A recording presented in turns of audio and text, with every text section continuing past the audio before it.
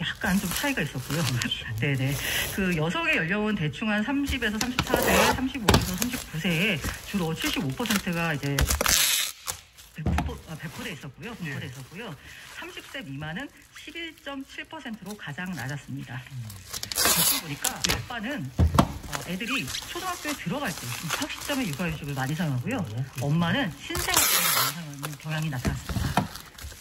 그럼 이제 써봤어요, 육아휴직? 그게 뭐죠? 자, 국내 주식에 투자한 개인 투자자들의 고전을 면치 못합니다. 최근에 보니까 손해액도 추정했더군요. 예, 이번에 현거래소가 추정을 했습니다. 예. 순매수 상위 10개 종목에서 발생한 손실 규모가 개인 투자자 기준 1,000억 원 이상입니다. 일단 이거는 지수가 안 좋았기 때문이라고 볼 수 있을 것 같고 예. 개인들이 얼마나 기민하게 대응하는지도 좀 보여지는 것 같은데 예. 가장 많이 매수한 종목이 코덱스 200 선물 인버스 2배. 그러니까 지수 하락에 곱하기 2배에 베팅하는 이른바 곱버스라고 불리는 종목을 4,700억 원 규모로 매수를 했습니다. 예. 물론 얘가 조금 수익률이 괜찮아서 손실 규모를 조금 줄여주긴 했습니다. 예. 최근 들어서 많이 안 좋았던 업종이 그 전기차 배터리 업종 좀 안 좋았어요. 그렇지. 근데 거기에 투자를 하고 있는 타이거 차이나 전기차, 요게 ETF인데 이건 한 4천억 원 규모로 샀고 LG와 삼성 SDI도 각각 3천억 원, 2천억 원 정도 매수를 했어요. 그러니까 요 업종들이 워낙 가가 안 좋았기 때문에 대체적으로 좀 낙폭을 좀 키웠던 것 같고요. 평가대에 따르고 평가될 수 있었던 카카오 네이버, 카카오뱅크 이런 것들이 빠졌습니다. 근데 여기에 또 기술력가 좀 많이 있었기 때문에 손실이 좀 큰 것으로 보입니다. 그리고 이게 우리 현타 읽을 수 있는 부분이 그러니까 내가 손실이 괜찮은데 남이 번 거 좀 마음이 아파. 근데 그리고 제일 싫은 게 이거 좀 아닌 것 같다라고 해서 내가 팔았는데 오르는 거. 이거 진짜 치명적이거든요. 예.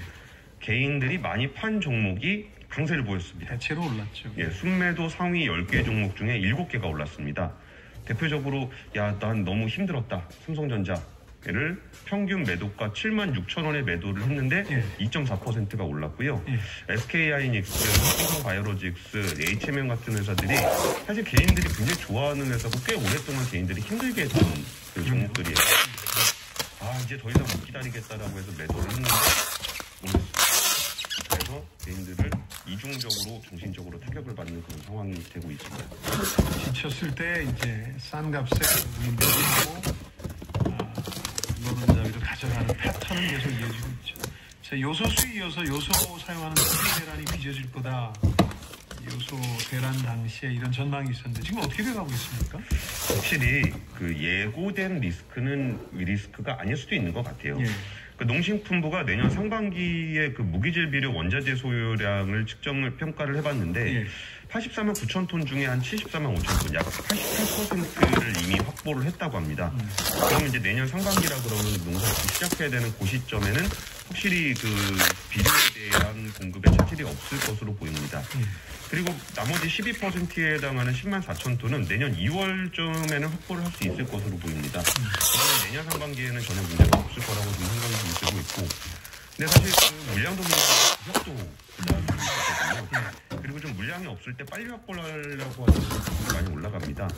그래서 농식품부와 농업인들의 부담을 줄여주기 위해서 내년 비료 가격 인상분의 80%를 보조하기로 했습니다. 비료 가격이 아니라 비료 가격의 인상분. 그래서 농업인들은 내년 가격 인상분의 20%만 부담을 하면 됩니다. 근데 또 이게 또 너무 많이 쓰면 확보했던 것보다 좀 부족할 수도 있잖아요. 그래서 이거를 농업인별로 최근 3개월 무기질 비료 평균 구매량의 95% 이하 물량에 대해서만 가격 보조를 적용하기로 했습니다.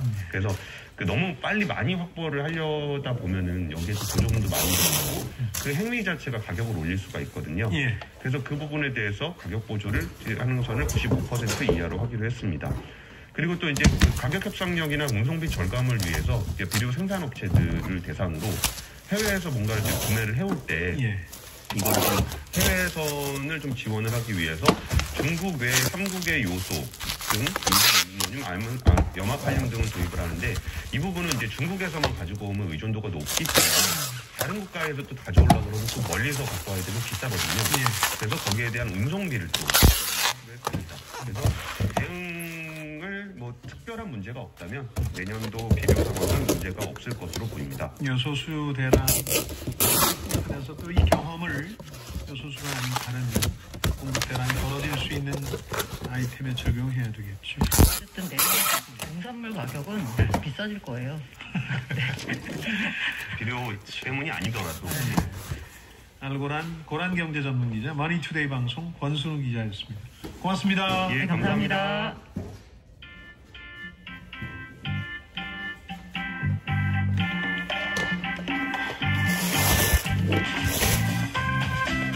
지금 여러분께서는 생활경제연구소 김방희 소장이 진행하는 성공예감 김방희입니다를 듣고 계십니다.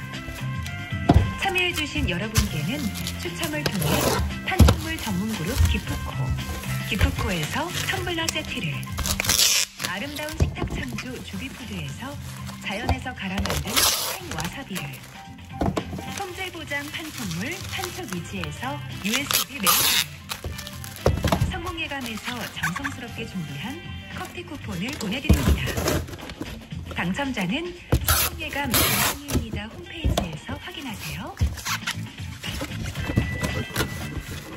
공급망이라고 부르는 건 소비자의 수요에서부터 공급업자가 조달해야 되는 원재료까지 일관되게 이어진 사슬을 얘기하죠. 근데 이 어느 한쪽에 아주 작은 변화만 있어도 큰 혼란이 빚어지는 건 무슨 효과라고 하느냐.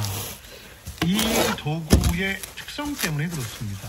손목에 스냅 한 번 줘도 이것의 끝은 큰 바람이 불 정도로 큰 변화가 벌어지잖아요. 그래서 경제학자들이 이 효과라고 합니다.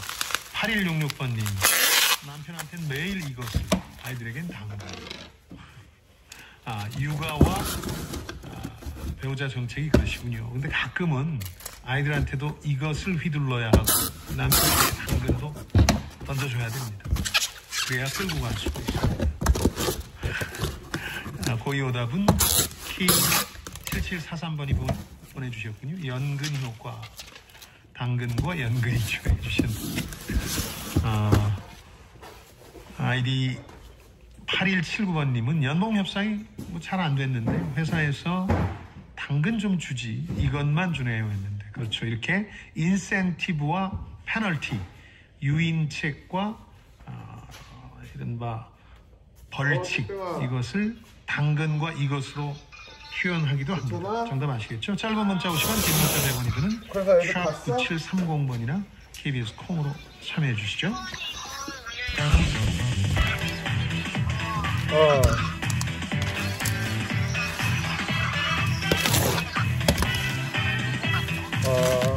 경제를 듣습니다. 부릅니다. KBS 1라디오 성공예감 김방희입니다. 올해 11월달에 국내에서 가장 많이 팔린 차 뭐 같습니까? 소형 트럭 포터입니다. 국민자동차라고 하는 그랜저를 제치고 1위에 올랐는데 이건 아닌 게 다름 아닌 전기차입니다. 실제로 포터 생산하는 현대차는 올해 처음으로 20만 대를 돌파하면서 약진하고 있는데요.